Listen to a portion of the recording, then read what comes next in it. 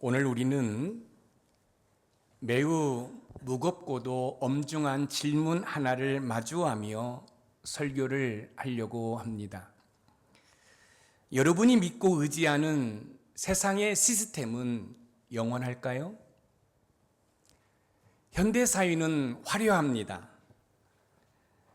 정치 권력은 세상을 바꿀 수 있을 것처럼 큰 소리치고 경제 시스템은 끝없는 성장을 약속하며 우리에게 부유함을 보장한다고 말합니다.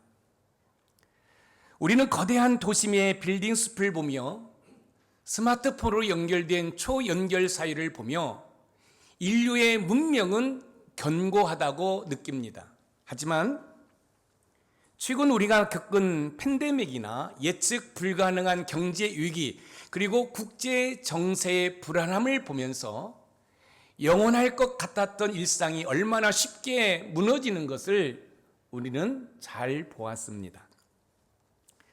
요즘 크루즈 여행이 유행하고 있는데 1912년 당시 인류 기술의 집합체라고 불리던 타이타닉호가 출항했을 때 많은 사람들은 신도 이 배를 침몰시킬 수 없다고 말했습니다.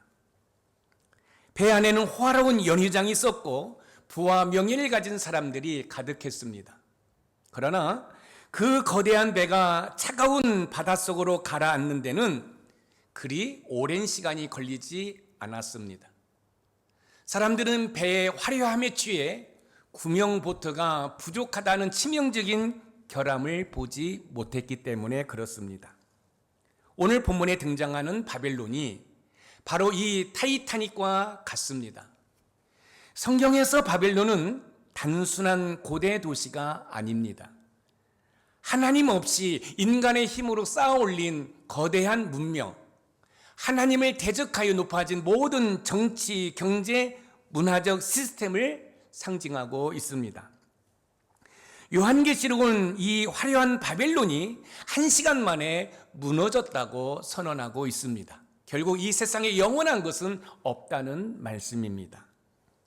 오늘 저는 이 멸망하는 바벨론의 모습을 통해 우리에게 다가오는 하나님의 은혜를 나누고자 합니다. 바벨론은 성경에서 실제 역사적 제국이면서 동시에 하나님을 대적하는 세속 권세의 상징으로 나타납니다. 강력한 정치력, 군사력과 화려한 문화를 가지고 있었던 바벨론은 예루살렘을 멸망시키고 유다 백성을 포로로 끌고 갔습니다. 바벨론은 하나님을 대적하는 세상 시스템으로서 물질주의, 음란, 권력, 우상숭배의 상징으로서 마지막 때 교회를 박해하는 적그리스도의 체제가 될 것입니다. 결국 바벨론은 하나님이 없는 인간 중심 세계, 체계의 상징으로 우리에게 다가오고 있습니다. 바벨론은 단순한 옛 제국이 아니라 오늘도 하나님 없이 살려는 모든 인간 문명의 영적 실제이기도 합니다. 하나님을 떠난 우리의 삶의 바벨론은 심판받을 수밖에 없다는 사실입니다. 만약에 여러분의 가정 공동체가 하나님이 없다고 한다면, 여러분의 일터 공동체가 하나님이 없다고 한다면, 여러분이 누리고 있는 그 모든 곳에 하나님이 계시지 않는다고 한다면 그것이 바로 바벨론이고 그 바벨론은 무너질 수밖에 없다는 말씀입니다. 하나님께서는 무너질 세상 속에서 저와 여러분을 건져내어 무너지지 않는 영원한 나라로 초대하고 계십니다. 그럼 오늘 본문 말씀을 통해서 정치, 경제 그리고 우리의 일상 속에 스며든 바벨론의 실체를 깨닫고 참된 소망이신 그리스도를 발견하는 은혜의 시간이 되기를 주님의 이름으로 축원드립니다. 첫 번째, 심판받는 바벨론은 하나님을 떠난 정치인들의 심판입니다. 요한계시록의 배경이 된 로마 제국의 황제와 그의 결탁한 지역 분봉왕들은 로마의 평화라는 팍스 로마나라는 명분 아래 사치와 향락을 즐겼습니다. 이 팍스라는 단어는 라틴어로 평화를 상징합니다. 그런데 이 평화는 군사력으로 강제된 평화를 말합니다. 그러니까 그 당시 로마 황제는 신이었습니다. 그리고 그 신이신 로마 황제가 다스리는 나라 가운데 그 부하들의 분봉왕이 있습니다. 이들은 막강한 권력을 가지고 사치와 향락에 빠져 있었습니다. 오늘 본문 요한계시록 18장 9절 말씀을 우리 함께 읽어보겠습니다. 시작. 그와 함께 음행하고 사치하던 땅의 왕들이 그가 불타는 연기를 보고 위하여 울고 가슴을 치며, 그와 함께 음행하고 사치하던 땅의 왕들이 바벨론의 불타는 연기를 보고 울며 여러분 가슴을 친다고 묘사하고 있습니다. 여기에서 음행은 성적인 타락뿐만 아니라 하나님이 아닌 세속적 힘과 결탁하여 이익을 챙기는 정치적 타협을 의미하고 있습니다. 그리고 여기서 사치는 거만함과 방탕함을 내포하는 단어입니다. 결국 하나님을 떠난 정치인들의 심판을 보여주고 있습니다. 사랑하는 성도 여러분, 많은 권력을 가지고 있는 사람들이 갑자기 슬피 울며 한탄합니다. 왜요? 심판을 받기 때문에 그렇습니다. 제가 서두에 이런 말씀을 드렸습니다. 이 세상에 영원한 것이 없다고 말씀을 드렸습니다. 권력도 명예도 여러분 한순간입니다. 하나님을 떠난 정치인들은 자신들의 배만 불리고 채우는 데 혈안이 되어 있습니다. 그런데 그 정치인들이 마지막 때에 하나님의 심판을 받는다는 사실입니다. 하나님께서는 하나님을 떠난 정치인들의 심판을 통해 세상의 왕들은 결국 무너지지만 우리의 만왕의 왕이신 예수 그리스도의 통치는 영원함을 보여주고 있습니다. 세상 권력은 자신을 위해 백성을 희생시키지만 참된 왕이신 그리스도께서는 백성들을 위해서 자신을 희생하셨다는 사실입니다. 사랑하는 성도 여러분, 세상의 권력과 세상의 나라는 심판을 받습니다. 무너집니다. 그러나 우리 주님이 통치하시는 하나님의 나라는 영원하다는 사실입니다. 그렇기 때문에 저와 여러분들이 세상 나라를 바라볼 것인지 하나님의 나라를 바라볼 것인지를 우리는 결정해야 됩니다. 사랑하는 성도 여러분, 우리는 어떻게 하면 혼란한 세상 정치 속에서 흔들리지 않는 중심을 잡을 수 있을까요? 그것은 세상의 권력이 구원을 줄 것이라는 환상을 버리고 참된 통치자이신 예수 그리스도의 주권을 인정해야 합니다. 왜냐하면 하나님을 떠난 정치의 권력은 처음부터 자기 숭배와 타락의 길로 가기 때문에 그렇습니다. 사랑하는 성도 여러분, 그러나 우리 주님의 통치는 영원합니다. 여러분, 세상의 권력은 자신들의 배를 채우기에 국민들을 핍박하지만 만왕의 왕이신 예수님은 저와 여러분들을 섬기시기에 무릎을 꿇으셨고 심지어 저 십자가에서 물 한 방울 피 한 방울 남기지 않고 다 쏟으셨습니다. 인간의 정치는 질서를 유지하는 도구일 뿐 인간의 근원적인 죄와 불행을 해결할 수 없습니다. 성경은 하나님을 떠난 권력의 말로를 명확하게 보여주고 있습니다. 다니엘서 4장 30절 말씀을 읽어보겠습니다. 시작. 나 왕이 말하여 이르되 이 큰 바벨론은 내가 능력과 권세로 건설하여 나의 도성으로 삼고 이것으로 내 위엄의 영광을 나타낸 것이 아니냐 하였다. 이 큰 바벨론은 내가 능력과 권세로 건설하여 자기 영광을 추구하는 정치인의 전형적인 모습을 보여주고 있습니다. 결국 느부갓네살 왕은 짐승처럼 낮아집니다. 현대 정치인들이 내가 경제를 살렸다, 내가 나라를 구했다라고 자만하는 모습과 별 다를 바가 없습니다. 이처럼 하나님을 떠난 정치인들은 망할 수밖에 없습니다. 정치인들의 입법과 정책이 반신앙적이고 반인륜적으로 흐르는 것은 그 배후에 사탄의 교만이 있음을 아셔야 됩니다. 여러분, 우리의 입법부인 국회를 보십시오.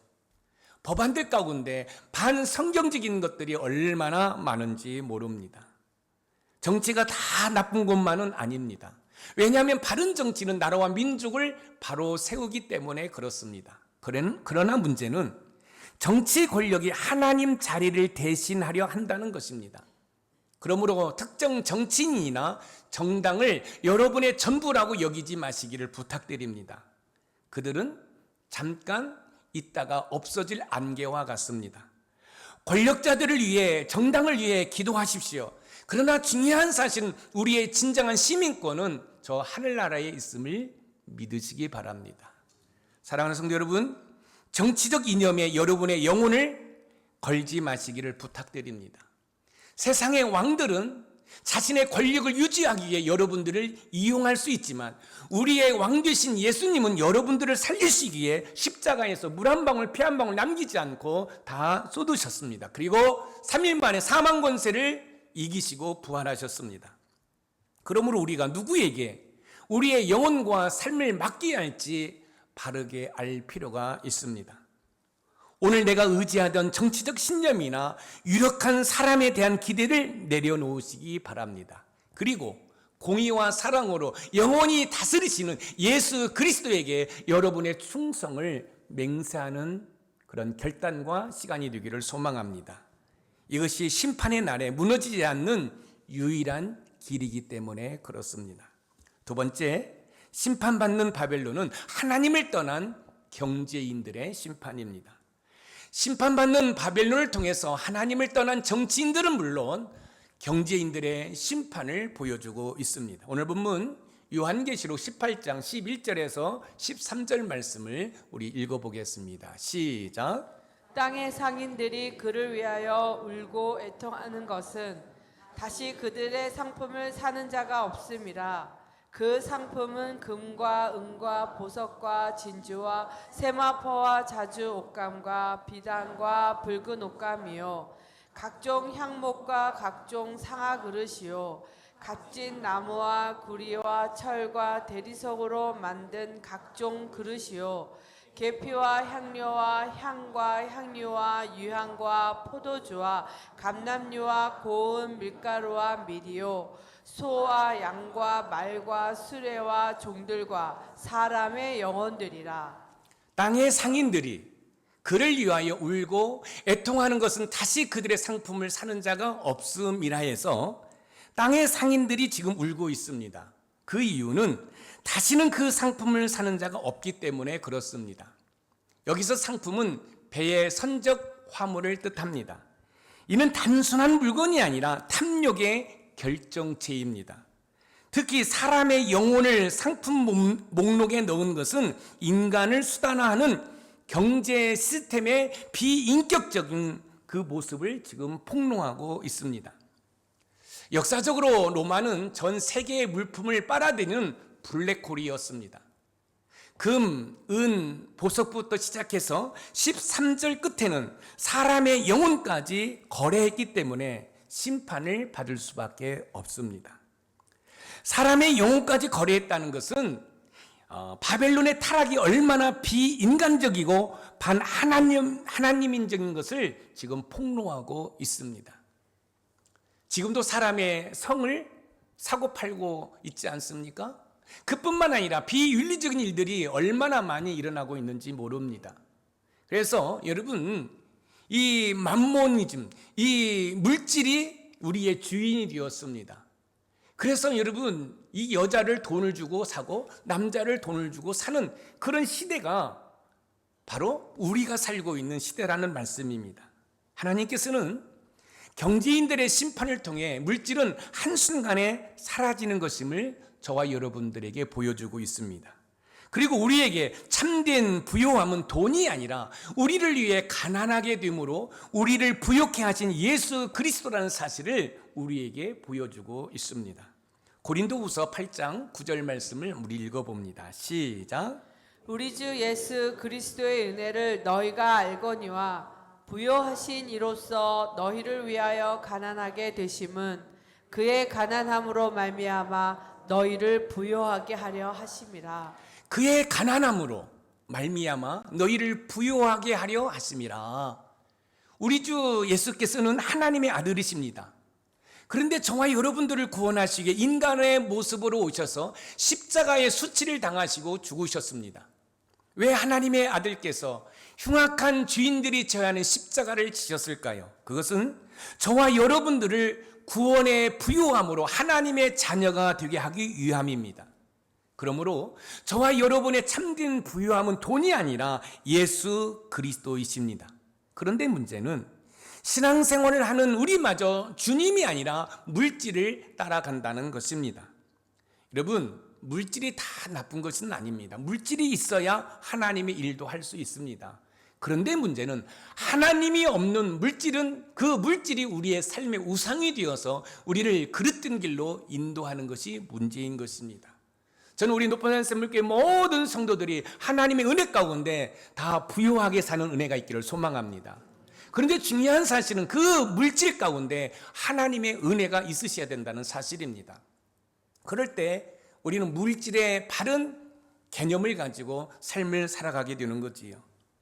우리는 어떻게 하면 만본인 물질이 지배하는 이 자본주의 사회에서 우리의 영혼을 지킬 수 있을까요? 그것은 물질을 주인이 아닌 청지기의 관점으로 바라보고 사람을 상품이 아닌 하나님의 형상으로 대우해야 합니다. 왜냐하면 하나님이 없는 바벨론인 세상의 경제 시스템은 필연적으로 인간을 착취하고 하나님을 잊게 하기 때문에 그렇습니다. 여러분, 삶을 추구하는데 물질은 반드시 필요합니다. 그러나 중요한 사실은 하나님을 떠난 물질은 또 다른 우상이 될 수 있다는 사실을 여러분들이 기억하실 필요가 있습니다. 하나님께서는 잘못된 경제관에 대해 경고하십니다. 누가복음 12장 16절에서 21절을 보면 어리석은 부자가 나오는데 오늘은 19절만 읽어보겠습니다. 우리 19절을 읽어봅니다. 시작. 또 내가 내 영혼에게 이르되 영혼아 여러 해 쓸 물건을 많이 쌓아 두었으니 평안히 쉬고 먹고 마시고 즐거워하자 하리라 하되, 여러 해 쓸 물건을 많이 쌓아두니 평안히 쉬고 먹고 마시고 즐거워하자 하리라. 부의 목적을 오직 자신의 쾌락과 안도감에 두고 있습니다. 그러나 하나님께서는 오늘 밤 내 영혼을 도로 찾으리라고 여러분 경고하십니다. 그뿐만 아니라 오늘 본문 요한계시록 18장 17절에 보면은 이렇게 말씀하고 있습니다. 부와 보아가 한 시간에 망하였도다라고 선언합니다. 이처럼 하나님이 없는 경제관은 우리에게 유익을 주기보다는 망하게 한다는 사실입니다. 물질이 많이인 것도 중요합니다. 그러나 더 중요한 것은 물질을 어떻게 쓰느냐가 더 중요합니다. 저와 여러분들은 청지기의 관점으로 물질을 생각하고 사용하시기를 주님의 이름으로 부탁드립니다. 청지기의 관점이라는 것은 하나님께서 맡겨주신 것을 하나님의 뜻과 목적에 따라 관리하며 책임 있게 사용하는 태도를 말합니다. 여러분들이 직장에서 열심히 일하십니다. 그리고 사업을 해서 열심히 일해서 수입을 창출했어요. 월급을 받았어요. 여러분, 그런 가운데 이 물질은 내 거야 라는 것이 아니라 하나님께서 나에게 맡겨주신 거라는 거죠. 그래서 이 청지기의 관점에서 이 물질을 우리가 손에 쥘 때는 어떻게 하죠? 먼저 하나님께 11조를 드리고 또 하나님께 감사 예물을 드린 다음에 이 물질을 사용하는 것입니다. 여러분, 우리가 삶을 살아갈 때 나의 건강도 나의 물질도 모든 것이 하나님께서 이 땅에 우리에게 주신 것이라는 거예요. 우리에게 맡겨주신 것이라는 거예요. 그렇기 때문에 그 모든 것들을 청지기의 관점에서 사용할 수 있을 때 하나님께서 채워주시고 공급해 주시는 줄 믿으시기 바랍니다. 그런데 여러분, 쉽지 않습니다. 여러분, 예를 들어서 한 300만의 월급을 받는 사람이 11조 30만을 드리고 감사헌금을 드리고 주정헌금을 드리면 약 50만 원 정도의 헌금을 하게 됩니다. 그러면 숫자적으로 계산하면은 여러분 250만 원 가지고 삶을 산다는 거지요. 쉬운 일이 아니에요. 그런데 중요한 것은 뭐냐면 내가 11조를 드린다, 내가 물질을 드린다, 이 생각은 하나님께서 나의 삶을 책임져 주신다는 믿음이 있을 때 드릴 수 있는 거예요. 그런데 하나님께서 책임져 주신다는 믿음이 없이는 절대로 할 수가 없습니다. 그래서 11조 하는 성도들은 겸손하셔야 돼요. 여러분이 하시는 것이 아니라 성령의 감동하심에 여러분들이 순종하는 거예요. 만약에 못하시는 분들이라면 기도하십시오. 성령 하나님 감동 주셔서 저도 하나님께서 나의 삶을 책임지심을 믿게 하여 주시옵소서. 여러분, 그렇잖아요. 50만 원? 그 50만 원 있으면 우리 자녀들에게 학원도 더 보낼 수 있는 거잖아요. 그런 거 생각하면 절대로 11조 할 수 없습니다. 그러나 나의 삶에 필요한 것들을 채우시고 공급해 주시는 분이 하나님이라고 믿는다고 한다면 우리는 얼마든지 하나님께 드릴 수 있습니다. 경제적 성공이 인생의 성공이 아니며 돈의 안정망이 여러분 될 수 없다는 사실을 우리가 기억해야 됩니다. 소비주의 문화에 휩쓸려 내 가치를 소유한 물건으로 증명하지 말고 정당하게 벌고 검소하게 쓰면서 흘려보내는 거룩한 부의 통로가 되시기를 주님의 이름으로 부탁드립니다. 내가 받은 은혜와 복이 나를 통해 이웃에게 흘려보내야 됩니다. 여러분의 헌금이 우리의 이웃들에게 흘러가야 합니다. 사랑하는 성도 여러분, 성공 신화라는 바벨론인 세상 문화에 속지 말기를 부탁드립니다.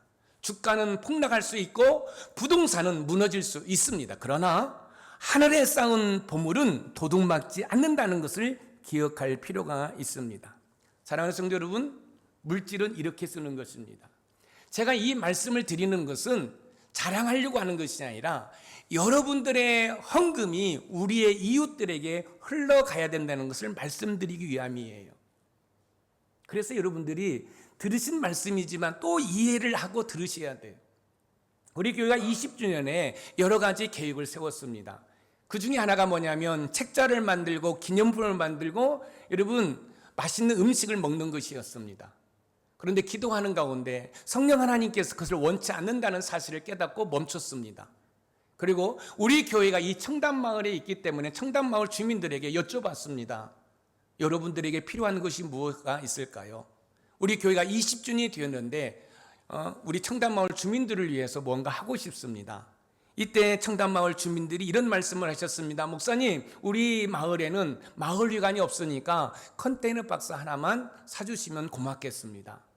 여러분, 그래서 우리가 쉼터를 여러분 제작해서 마을 주민들에 드렸습니다. 여러분, 그렇게 할 때 많은 성도님들이 기쁜 마음으로 즐거운 마음으로 하셨을 것입니다. 그 중에는 굳이 우리가 그렇게 해야 되나? 왜냐하면 1,600만 원을 들여가지고 여러분 그 안에는 편백나무와 에어컨과 또 냉장고와 또 전기 판넬을 다 깔아서 드렸거든요. 또 여러분 여기 보십시오. 버스 정류장이 있습니다. 600만 원이 더 들여서 여러분 마을 주민들에게 버스 정류장을 만들어 드렸습니다. 뭐지요? 굳이 우리가 그렇게 할 필요가 있을까? 우리 성도들은 저 버스 정류장 사용하지 않는데. 그리고 우리 박정호 집사님이 틈틈이 가셔서 거기를 청소를 하셔요. 또 이제 박정호 집사님만 얘기했다고 또 다른 분이 또 삐질 수 있는데 또 다른 성도들 또 하셔요. 왜 그렇습니까? 바로 하나님의 은혜가, 하나님께서 우리에게 주신 복이 우리를 통하여 이웃들에게 흘러가는 것입니다. 이것이 바른 물질관을 가지고 청지기의 관점에서 물질을 사용하는 것이에요. 저는 담임 목사로서 여러분들 축복합니다. 여러분의 사업에 말할 수 없는 은혜와 복이 임하기를 소망합니다. 직장에서 여러분 직급이 올라가서 여러분의 월급이 올라가기를 소망합니다. 그래서 여러분의 11조가 여러분 교회를 통해서 이웃들에게 흘러가는 역사가 일어나기를 주님의 이름으로 축원드립니다. 오늘 여러분의 지갑과 통장이 누구를 위해 쓰이고 있는지 점검해 보시기 바랍니다. 돈을 사랑하면 돈과 함께 망하지만 돈을 잘 다스려 하나님 나라를 위해 사용하면 그 물질은 영원한 가치로 변화됩니다. 썩어질 양식을 위해 일하지 말고 영생하도록 있는 양식, 곧 예수 그리스도를 위해 일하는 저와 여러분들이 되시기를 주님의 이름으로 축원드립니다. 이때 여러분들은 삶 가운데 공급하시고 채우시는 하나님의 손길을 경험할 수 있습니다. 여러분, 하나님께 드려보십시오. 그것이 물질이든 몸이든 시간이든 드려보십시오. 하나님께서 다 채워주시고 공급해 주시는 줄 믿으시기 바랍니다. 저는 삶 속에서 그것을 너무너무 많이 경험하고 있어요. 제가 생각지도 않는 이야기를 좀 여러분과 나누고 싶어요. 저희 어머니께서 살아생전에 참 신앙생활을 열심히 하셨습니다.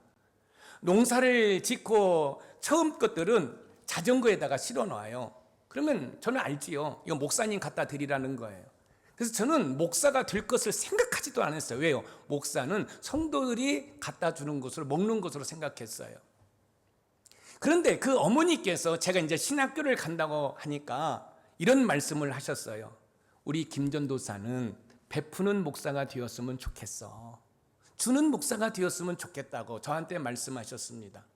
그리고 아마 우리 어머니께서는 그것을 놓고 많이 기도하셨을 거예요. 그러다 보니까 제가 이렇게 섬기는 것이 자연스러워졌어요. 무슨 일을 하다 보면은 제 아내가 종종 이런 말을 해요. 내가 말해도 잘 듣지 않겠지만 주는 거 좀 절제했으면 좋겠다. 아니, 제 생각을 좀 하고 이렇게 주면 되는데 그렇지 못하는 거예요. 그래서 필요하면 그냥 카드론이든 뭐든 긁어서 주는 거예요. 왜요? 필요하니까, 저렇게 힘드니까. 그렇다고 예배 끝나고 카드론 긁어주세요 라고는 하지 마세요. 긁을 게 없어요. 사랑하는 성도 여러분, 청지기의 관점에서 물질을 한번 사용해 보자는 거예요. 왜 하나님께서 이 물질을 나에게 주셨을까? 왜 하나님께서 이런 은혜와 복을 주셨을까? 그것은 나를 통해서 필요한 사람들을 섬기라고 주신 줄 믿으시기 바랍니다. 나는 노후가 다 마련되어 있어. 그래서 나는 먹고 마셔도 돼. 여러분, 그렇지 않습니다. 여러분, 내 배만 채우는 그런 이기주의의 삶은 하나님이 기뻐하시지 않습니다. 여러분, 넉넉합니까? 그렇다고 한다면 그것을 하나님께 드리십시오. 그리고 교회는 그것을 가지고 우리의 이웃들을 섬기는 은혜가 있으시기를 주님의 이름으로 축원드립니다. 마지막으로 세 번째, 심판받는 바벨론은 하나님을 떠난 백성들의 심판입니다. 심판받는 바벨론을 통해 하나님을 떠난 정치인들은 물론 경제인들과 백성들이 심판을 받습니다. 오늘 본문 요한계시록 18장 4절 말씀을 읽어보겠습니다. 시작. 또 내가 들으니 하늘로부터 다른 음성이 나서 이르되 내 백성아 거기서 나와 그의 죄에 참여하지 말고 그가 받을 재앙들을 받지 말라. 내 백성아 거기서 나와 그의 죄에 참여하지 말고 해서 내 백성아 거기서 나와라는 명령은 매우 긴박합니다. 이는 장소적인 이동뿐만 아니라 가치관의 분리뿐만 아니라 삶의 방식이 달라져야 한다는 사실을 가르쳐주고 있습니다. 참회하지 말라는 것은 주의 파트너가 되지 말라는 거지요. 이제 하나님의 자녀가 되었으니 삶의 질을, 삶의 태도를 달리할 것을 말씀하고 있는 것입니다. 바벨론의 멸망 속에서 일상의 모든 소리가 그치기 시작합니다. 오늘 본문 요한계시록 18장 22절에서 23절 말씀을 읽어봅니다. 시작. 또 검은 곳 하는 자와 풍류하는 자와 퉁소 부는 자와 나팔 부는 자들의 소리가 결코 다시 내 안에서 들리지 아니하고 어떠한 세공업자든지 결코 다시 내 안에서 보이지 아니하고 또 맷솔 소리가 결코 다시 내 안에서 들리지 아니하고 등불빛이 결코 다시 내 안에서 비치지 아니하고 신랑과 신부의 음성이 결코 다시 내 안에서 들리지 아니하리로다. 너의 상인들은 땅의 왕족들이라 내 복술로 말미암아 만국이 미혹되었도다. 하나님을 떠난 바벨론인 사유는 검은 고 소리, 이 검은 고 소리는 뭘 말할까요? 문화죠, 문화. 맷돌 소리, 노동이죠. 등불, 이 등불은 뭐예요? 등불과 빛은 가정을 말하는 것입니다. 그리고 신랑 신부의 음성은 결혼이 있는데 결코 다시 들리지 않습니다. 이는 평범한 사람들이 누리던 일상적인 삶의 분기를 의미하고 있습니다. 바벨론의 죄악에 동참한 대가로 그들의 평범한 행복마저 파괴되었다는 사실입니다. 바벨론이라는 것은 하나님을 떠난 모든 것을 말하는 거예요. 만약에 여러분들이 돈을 많이 벌었어요. 그런데 하나님을 떠난 돈이라는 거예요. 여러분, 이거 무너진다는 거예요. 여러분들이 어떤 권력을 가졌어요. 그런데 하나님을 떠난 권력, 여러분 망한다는 거예요. 오래 가지 못한다는 거예요. 그래서 여러분, 이 나라 이 민족을 위해서 기도할 때 대통령을 위시하여 모든 위정자들, 국회의원들이 하나님을 믿게 하여 주시옵소서라고 기도하셔야 됩니다. 왜요? 하나님을 떠난 정치 권력들은 다 심판받습니다. 또한 우리나라의 경제를 위해서 기도할 때도 마찬가지예요. 경제인들이 하나님을 믿고 주께로 돌아오도록 기도하는 은혜가 있기를 소망합니다. 왜냐하면 경제들 다 하나님을 떠나 있기 때문에 결국 망한다는 거예요. 그러면 경제인들이 망한다는 건 뭐예요? 경제가 어렵다라는 거예요. 그럼에도 불구하고 자원이 없는 이 나라 이 민족이 이렇게 살 수 있는 것은 뭘까요? 여러분, 거기에 구루터기가 있어요. 뽑히지 아니한 하나님의 사람들이 요소요소에서 눈물 뿌려 기도하면서 열심히 살고 있기 때문에 그렇습니다. 하나님께서는 우리를 심판의 현장에서 구출하시기를 원하십니다. 저와 여러분들은 세상을 마주하고 있습니다. 그러나 중요한 것은 세상을 마주하고 있지만 세상과 구별되어야 합니다.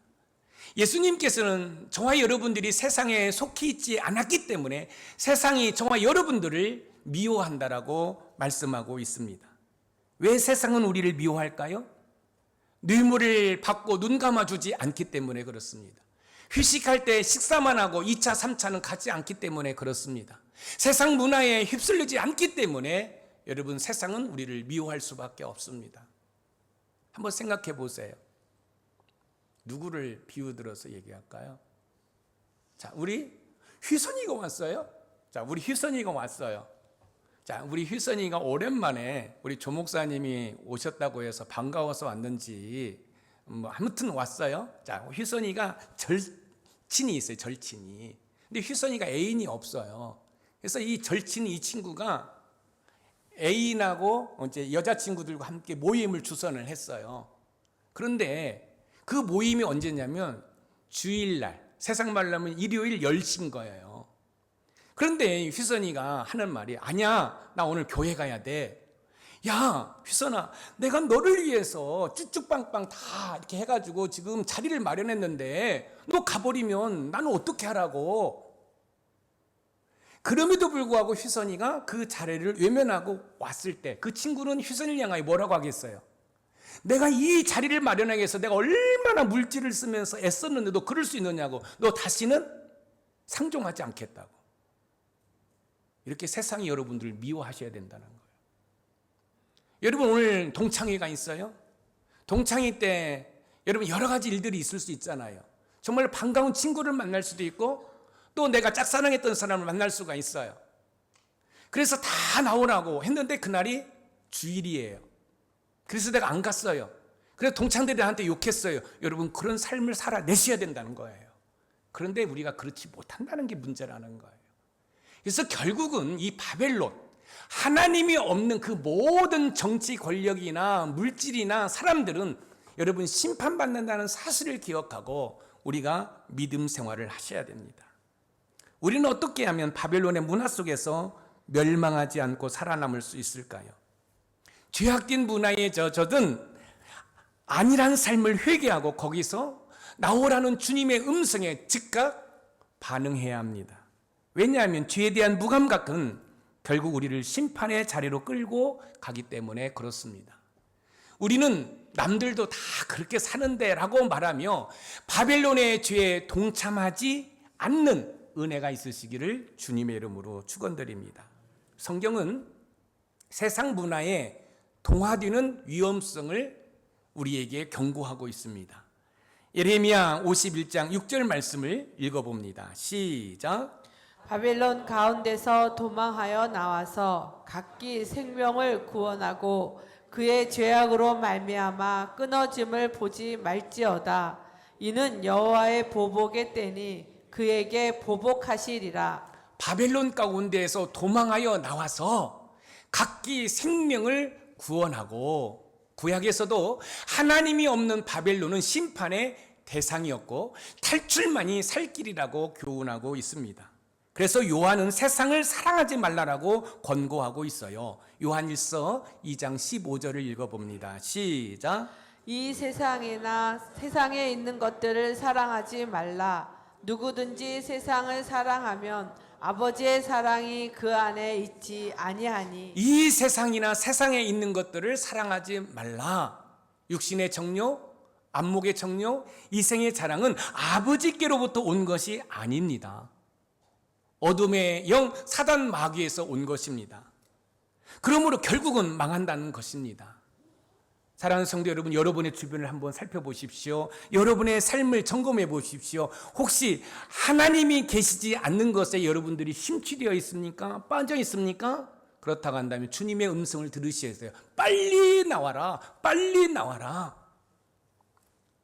세상의 유행, 가치관, 음란한 문화, 이기적인 생활 방식을 아무 비판 없이 받아들이지 말라는 것입니다. 적당히 양다리 걸치며 사는 것은 불가능한 일입니다. 하나님께서 계시지 않는 바벨론에 남든지 나오든지 여러분 양자간에 선택을 하셔야 합니다.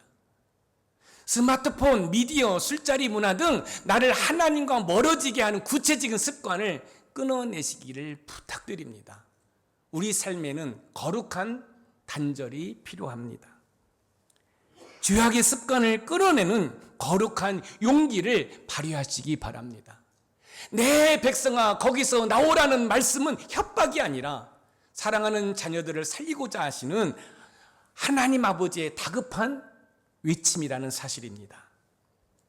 지금 여러분들이 즐기고 있는 그 은밀한 죄가 여러분이 포기하지는 못하는 세상의 쾌락이 결국 여러분의 영혼을 갈아먹을 것입니다. 예수 그리스도께서는 우리를 이 세대에서 건지시기에 오셨습니다. 세상과 다르게 사는 것을 두려워하지 마시기를 부탁드립니다. 구별됨이 곧 능력이라는 사실을 여러분들이 아시게 될 것입니다. 오늘 본문은 우리에게 하나님께서 계시지 않는 바벨론에서 나와 라고 분명히 말씀하고 있습니다. 그러나 우리의 발은 너무너무 세상 깊숙이 잠겨 있습니다. 우리는 돈을 사랑하고 세상의 인정을 갈구하며 편안한 현실에 안주하고 싶어 합니다. 우리 스스로의 의지만으로는 결코 이 화려한 바벨론에서 탈출할 수 없습니다. 왜냐하면 죄의 중력이 너무나 강력하기 때문에 빠져나올 수가 없습니다. 그래서 우리에게는 구원자가 필요합니다. 바로 예수님이 필요합니다. 이 죄라는 이 중력이 너무 강해서 여러분 거기에서 발을 빼려고 해도 나올 수가 없습니다. 그래서 주님의 도우심이 필요합니다. 우리가 바벨론을 탈출할 수 없기에 예수 그리스도께서 친히 이 바벨론 같은 세상 한복판으로 들어오셨습니다. 예수님은 세상의 왕들과 달리 섬기셨고 세상의 상인들과 달리 자신의 생명을 값없이 주셨으며 죄악된 우리와 친구가 되어 주셨습니다. 그리고 십자가에서 우리의 모든 탐욕과 죄를 대신 지시고 십자가에 못 박혀 죽으셨지만 사망 권세를 이기시고 부활하셨습니다. 그뿐만 아니라 우리 심령 가운데에는 파라클레토스 보혜사 성령 하나님께서 거하십니다. 그 파라클레토스 보혜사 성령 하나님은 우리가 세상에 살지만 세상에 속하지 않도록 우리를 도와주십니다. 바벨론의 유혹을 이길 힘을 주신다는 말씀입니다. 사랑하는 성도 여러분, 바벨론은 반드시 심판을 받습니다. 하나님이 없는 그 모든 것은 심판을 받습니다. 어느 날 갑자기 그날은 올 것입니다. 심판받아 무너질 성의 깃발을 꽂지 마시고 영원한 하나님 나라에 여러분의 삶을 헌신하시기를 부탁드립니다. 왜냐하면 주님 안에 참된 정의, 참된 부요, 참된 기쁨이 있기 때문에 그렇습니다. 이 영원한 소망을 붙들고 무너지는 세상 속에서 흔들리지 않는 하나님의 백성으로 삶을 살아내는 저와 여러분들이 되시기를 주님의 이름으로 축원드립니다. 여러분, 바벨론은 하나님이 계시지 않는 것입니다. 그러면 여러분의 삶을 한번 점검해 보십시오. 혹시 여러분의 바벨론은 무엇입니까? 여러분의 가정 공동체의 바벨론은 무엇입니까? 여러분의 일터 공동체의 바벨론은 무엇입니까? 우리 교회의 바벨론은 무엇입니까? 그 바벨론에서 속히 나오지 아니하면 심판받을 수밖에 없다는 사실을 기억하시기 바랍니다. 나오라는 것은 협박이 아닙니다. 하나님께서 저와 여러분들을 구원하시고 저 하늘에 말할 수 없는 은혜와 복을 주시기 위해서 나오라고 말씀하시는 줄 믿으시기 바랍니다. 그래서 하나님이 계시지 않는 바벨론에서 나오셔서 하나님께서 공급해 주시고 채워주시는 그 은혜와 복을 마음껏 누리시는 우리 높은 산 샘물의 모든 가족이 되기를 주님의 이름으로 축복합니다.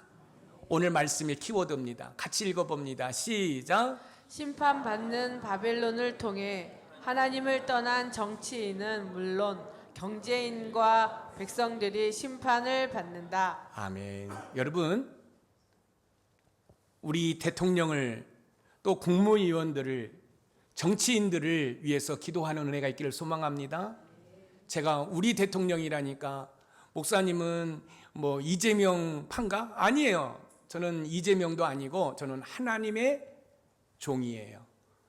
여러분, 그러나 나라가 태평성대를 누려야 우리도 믿음 생활을 잘할 수 있는 거예요. 그래서 우리 대통령을 유시하여 모든 국무위원들과 정치, 입법부, 행정부, 사법부 위에서 기도하는 은혜가 있기를 소망합니다.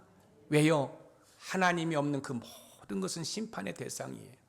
또한 우리 경제인들을 위해서 기도합시다. 왜요? 경제가 활성화돼야 우리가 잘 살 수 있잖아요. 여러분의 또 월급이 오를 수 있잖아요. 근데 중요한 사실은 하나님이 없는 경제인들은 여러분 그 경제는 망한다는 사실입니다. 그래서 여러분들이 그 사실을 알고 기도하심으로 말미암아 정말 우리 높은 산 샘물교회가 하나님의 나라를 든든히 세우는데 기도의 동역자로 서는 은혜가 있으시기를 주님의 이름으로 축원드립니다. 우리 합심기도 큰 목소리로 읽겠습니다. 시작. 우리가 세상의 시스템이 아닌 만왕의 왕이신 예수 그리스도만을 온전히 신뢰하게 하소서. 아멘. 우리에게 주신 물질로 이웃을 섬기며 하늘의 보물을 쌓는 청지기의 삶을 살게 하소서. 아멘. 성령의 능력으로 세상과 구별된 거룩한 하나님의 백성으로 살아가게 하소서. 아멘. 그런 은혜가 저와 여러분의 삶 가운데 일어나기를 주님의 이름으로 축원드립니다. 오늘 주신